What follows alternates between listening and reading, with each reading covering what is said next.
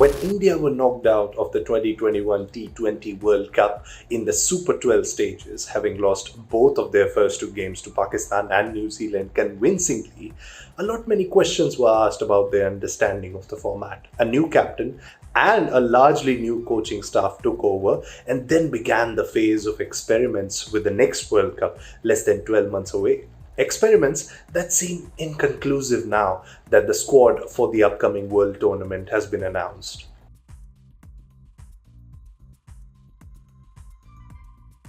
Since last year's World Cup, only captain Rohit Sharma has opened more often for India than Ishan Kishan, who has done so in 15 matches. India looked quite persistent with Ishan the opener, a left-hander who would have more advantage while facing left-arm pace and add more variety on top of a largely right-handed batting order.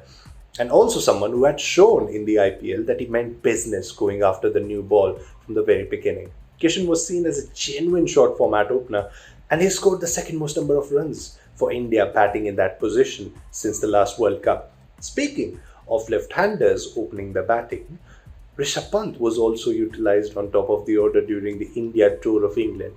And the southpaw did seem like a good fit batting in that position in that one innings he was given the go.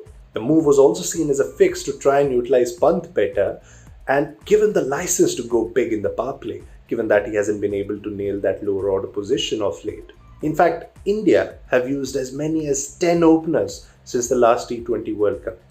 But as confirmed now, with the next one just a month away, they will go with the same combination that they used in the UAE last year, and the same combination they used in the UAE in the recently concluded Asia Cup. While Virat Kohli's 71st International 100 was a good plus for India out of the few that they had during the Asia Cup, it does mean that the other two Indian batters who scored a century in the format this year would get to face fewer deliveries. Deepak Hooda, who was used as a number 3, an aggressive one for that matter, with a good ponchon to dispatch the short balls during the UK summer, batted in the lower middle order during the Asia Cup. Suryakumar Yadav, who's barely put a foot wrong since he made his debut for India last year, is one of those batters any team would want to give as many deliveries to face as possible. But come the T20 World Cup, Sky will be India's number 4. Meanwhile, Sanju Samson, who is only behind Suryakumar Yadav in the current India squad when it comes to hitting at a quick rate,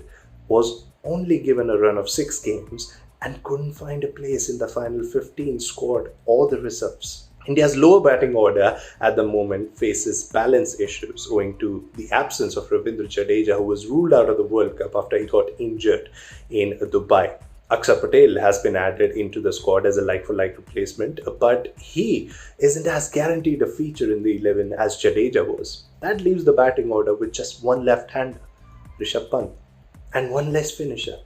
Hardik Pandya, who played that role for Mumbai Indians and for India only last year, now is promoted on top of the order more often than not. Dinesh Karthik, who also helped the team level the series against South Africa earlier this summer, only got to play one delivery at the recently concluded Asia Cup, leaving behind an air of uncertainty around the India lower middle order, despite much less alterations compared to the opening slots, which, as mentioned, have been finalized as the same as were played in the UAE last year and as were played in the UAE during the Asia Cup.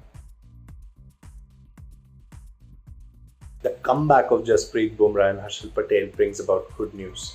Bumrah walks into any India 11 when fit, given his pedigree and solid run of performances across formats on a consistent basis. And while Harshal Patel was given a good run of T20I games since last year's World Cup, making him a prime contender for that first choice pace attack going into Australia 2022, things have changed over the last couple of months. Harshdeep Singh has presented himself as a pretty smart death bowling option, a role India were looking for Harshal Patel to fulfill. It is highly unlikely that the two feature in the squad together, and the management will have to take a call between the bowler who has picked the second most wickets for them in the format since last year's World Cup, or a promising left-arm pacer who gives an advantage with his bowling angle and who has impressed so far in Indian colours, keeping that economy rate in check.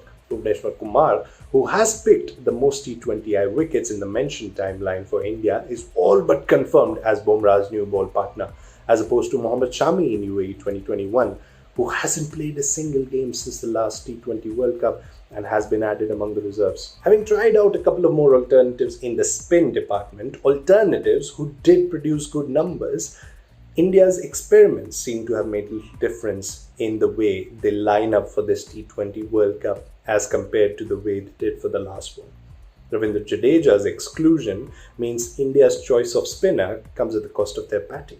And while Yuzvendra Chahal has been given more games by this management than any other spinner, Ravi Bishnoi picked only 4 wickets less than the experienced campaigner in 7 fewer games since the last T20 World Cup, also at a better economy rate. Bishnoi, however, in the words of Captain Rohit Sharma, was very unfortunate to miss a place in the squad and has been named among the standbys. Ravichandran Ashwin, who featured in fewer games, has made it into the squad. A call taken, of course, on the basis of experience. But here's the thing though. The doubts over Ravi Bishnoi's temperament and talent under pressure could have been answered even better had the experimental phase of last year been thought through carefully. For the players as well as the team, had there been a method in the run of games given to the players who made well of their initial chances in the team.